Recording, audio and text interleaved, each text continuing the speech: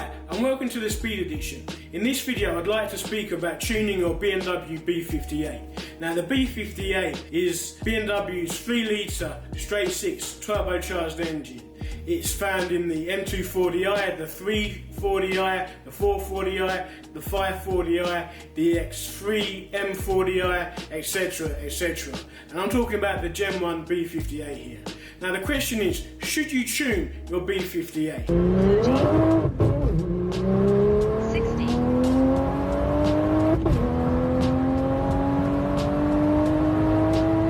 Quarter mile. And the answer is, if you don't mind sacrificing reliability or a foul motor, then yes, tune your B58. But if you want 100% reliability, then keep it stock.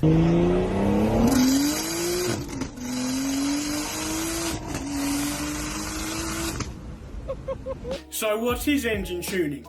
Engine tuning is when the car's onboard computer is modified to increase the car's performance. So the computer has a software program running on it called a map, which controls how the car runs. So this map can be modified to increase the car's performance by increasing turbo boost, or increasing the amount of fuel that goes into the engine, or increasing the ignition timing. There are things called off-the-shelf maps based on the type of fuel that's used, i.e. 91 octane or 93 octane or ethanol.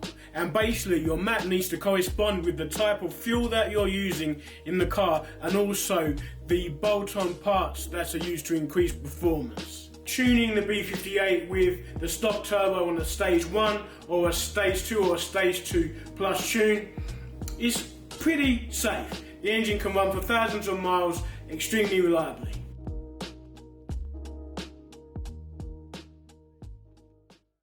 Let's see what it goes like compared to stock.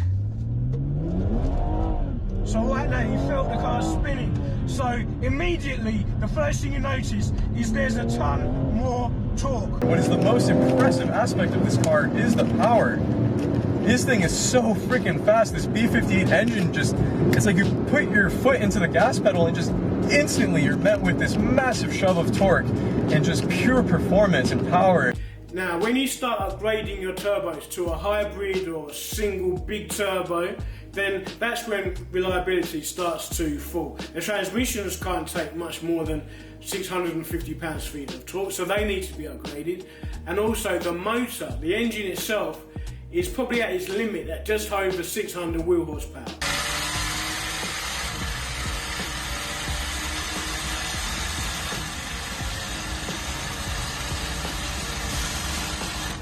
Now there are some people that say, well, I've made 750, or some people that have made over 800. And they probably can for a small amount of time, but the engine is not going to run for thousands and thousands of miles at 700 wheel horsepower without braking. That's just a fact, even though some people may argue.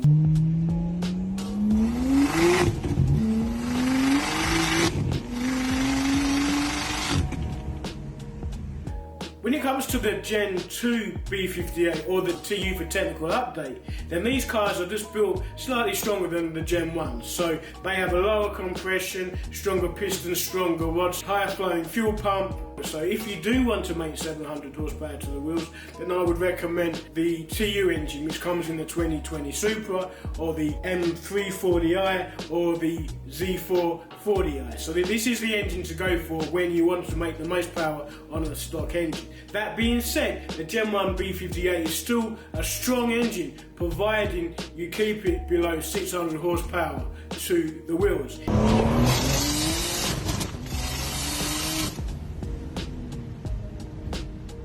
The B58 and the N54 are very similar in terms of strength, but the B58 doesn't suffer from things like misfires, or injectors that fail all the time, or high pressure fuel pumps that go wrong and cause limp modes, and oil pumps and water pumps, etc. So the B58 is definitely a more reliable engine that doesn't have all the flaws that the older N54 did. It is definitely a successor, a worthy successor to the N54. So, what do you do if you want to increase the power of your Gen 1 B58 to over 700 horsepower at the wheels?